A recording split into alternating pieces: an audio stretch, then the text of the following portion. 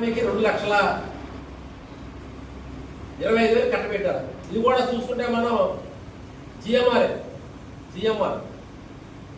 ఈ జిఎంఆర్ మరి మేయర్ గారికి బినామీ అయి ఉంటాడు.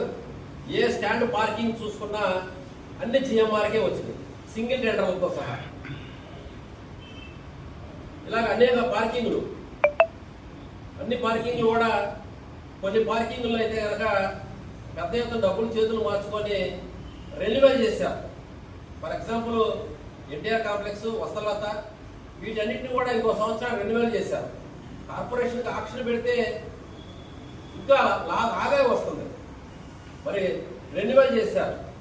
ఎన్టీఆర్ కాంప్లెక్స్ పార్కింగ్ ప్రదేశం కానీ, వసలత గతబొమ్మ సెంటర్ కానీ, కెనాల్ రోడ్డు కానీ, ఇవన్నీ కూడా రెన్యువల్ చేసినటువంటి పరిస్థితి. కాబట్టి వీటన్నిటిని రద్దు చేయాలి. కమిషనర్ గారు వీటన్నిటిని రద్దు చేయాలి. చాలా పెద్ద ఎత్తున వీటిలో డబ్బులు చేతులు మారినాయి కాబట్టి పార్కింగ్ ప్రదేశాల లీజుల్లో వీటిని పునఃపరిశీలించాలి కమిషనర్ గారు. దీన్ని రాష్ట్ర ప్రభుత్వం దృష్టి కూడా తీసుకెళ్తాము. పార్కింగ్ కార్పొరేషన్కి ఆదాయం, ప్రధానమైనటువంటి ఆదాయం వచ్చేటటువంటి పార్కింగ్ ప్రదేశాల ఫీజుల విషయంలో, పార్కింగ్ల యొక్క ఆక్షన్ విషయంలో పెద్ద ఎత్తున అవినీతి జరిగి దానికి రాజముద్ర స్టాండింగ్ కమిటీ చేసింది కాబట్టి దాన్ని కమిషనర్ గారు తక్షణమే రద్దు చేయాలని చెప్పి ఈ సందర్భంగా కోరుతున్నా. రేపు కౌన్సిల్లో కూడా అనేక ప్రజలకు ఉపయోగపడే అనేక అంశాలని తెలుగుదేశం కార్పొరేటర్గా మేమందరం కూడా పెట్టడం జరిగింది.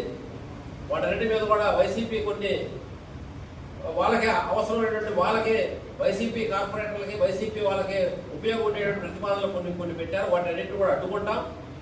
మేము టీడీపీ ప్రభుత్వం అంటేనే ప్రజల పక్షాన్ని నిలబడతాం. మేమందరం కూడా కార్పొరేటర్లు అందరూ కూడా ప్రజలకు ఉపయోగపడే విధంగా రేపు కౌన్సిల్ సమావేశం నడిపిస్తాం. ప్రజలకి అవసరమైనటువంటి ప్రతి ప్రతిపాదన ఆమోదించేలాగా మేము వైసీపీ వాళ్ళ మీద ఒత్తిడి తీసుకొస్తామని చెప్పి సందర్భంగా తెలియజేస్తాం.